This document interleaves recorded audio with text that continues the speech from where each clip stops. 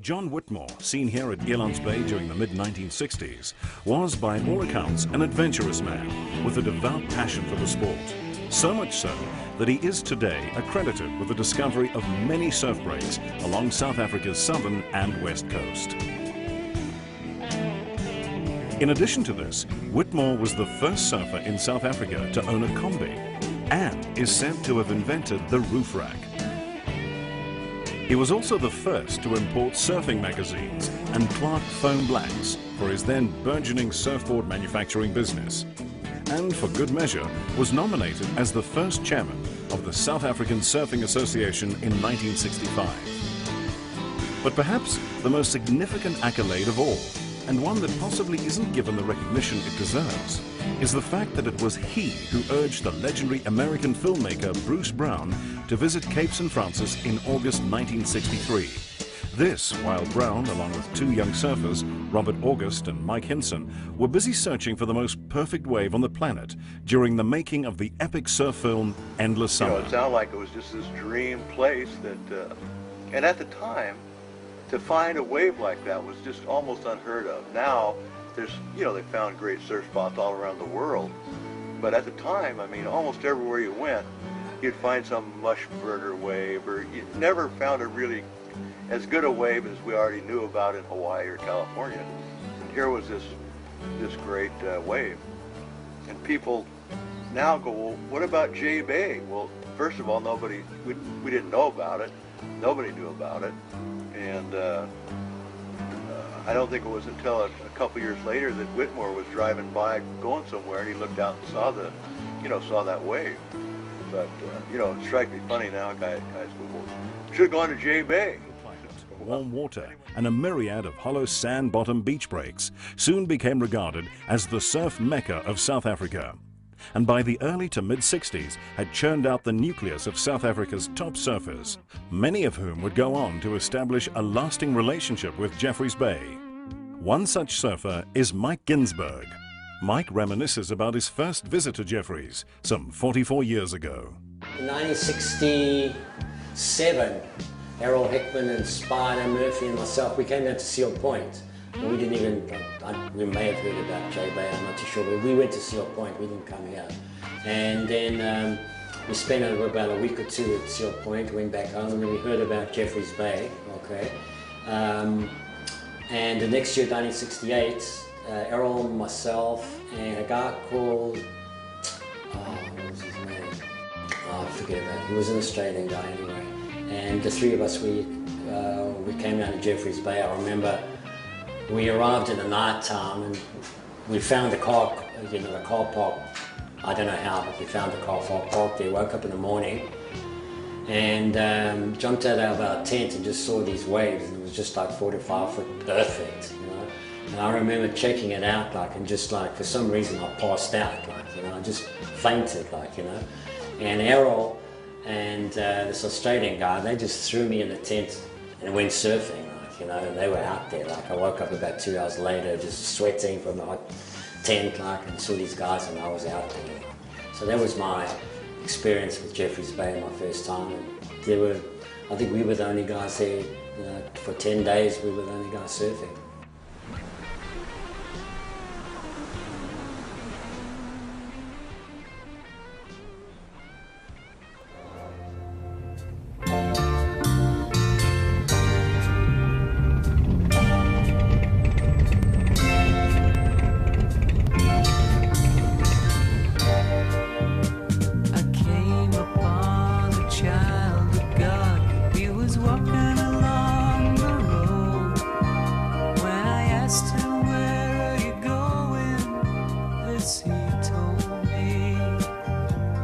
During the early to mid-1960s, a group of teenagers became regular visitors to the small town.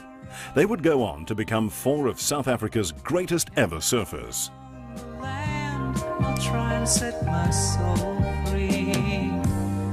We are snow. Donald Paarman represented South Africa at 3 consecutive World Championship events.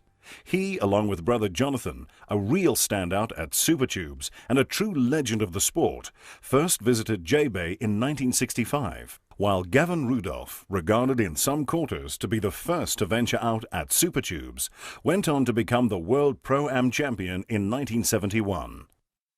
The fourth member of the group, the nuggety Rhodesian-born Pittard, also a fearless big-wave rider, earned the title of Mr. J-Bay at the height of his career in the mid-1970s. Beside you, I have come here to lose the smog. Yeah, when we first got here, didn't surf anywhere up here at Supers or anything. We all sat down at the point there and met all the guys from PE. We stayed here for a week. And we thought we had it to ourselves, and as soon as the west started blowing, all of a sudden, like cockroaches, the mob came from P, Gavin and Mushhide and late Buddha Horn, and those guys came out and got to know them and had a jaw, just surfing the point and tubes. There was nothing here. It was just a paradise to go camp out and surf and live in the bush. But nobody lived here until 1970 odd. There wasn't any accommodation, there wasn't any ablutions anywhere. A couple of Australians pulled in and lived like burgies on the dunes. We pulled in and stayed in our combis and, you know, wherever we could, we did what we could, but you could put up with any discomfort in the surf squad. Riding shotgun.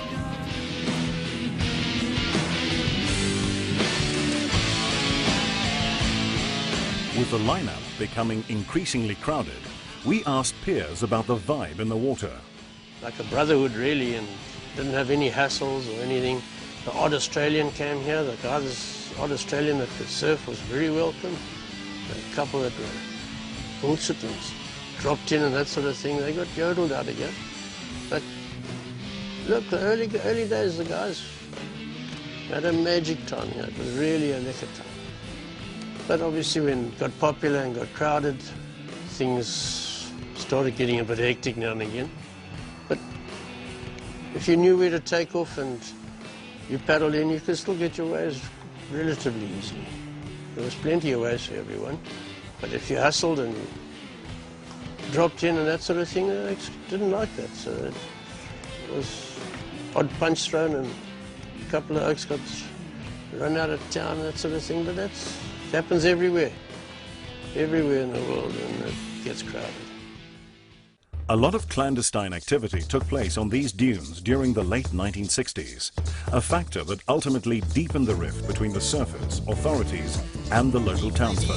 68, I think it was, the Americans arrived in town, roaring with their flipping Land Rover on the beach, cameras mounted on top.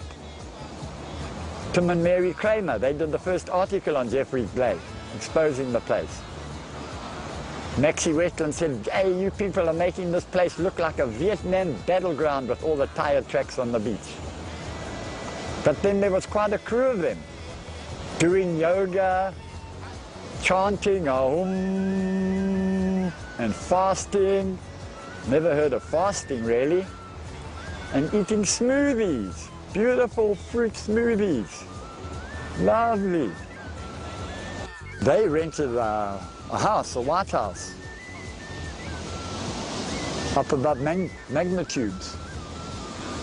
And according to Nat Young in his book, History of Surfing, some of these Americans were part of the Brotherhood of Eternal Light. They actually had the hallucinogenic drugs. They introduced us to those things. LSD, L25, psilocybin, and there was something else that they had, that they used to actually sell to us. A little bit longer, every year. Picking up the odd shell, picking up the odd oyster. You could do good bartering with oysters. Nothing wrong with an oyster or two. Bruce is not known for his contribution to the economy, but then how does he survive? Jeffrey's Bay, every day is different.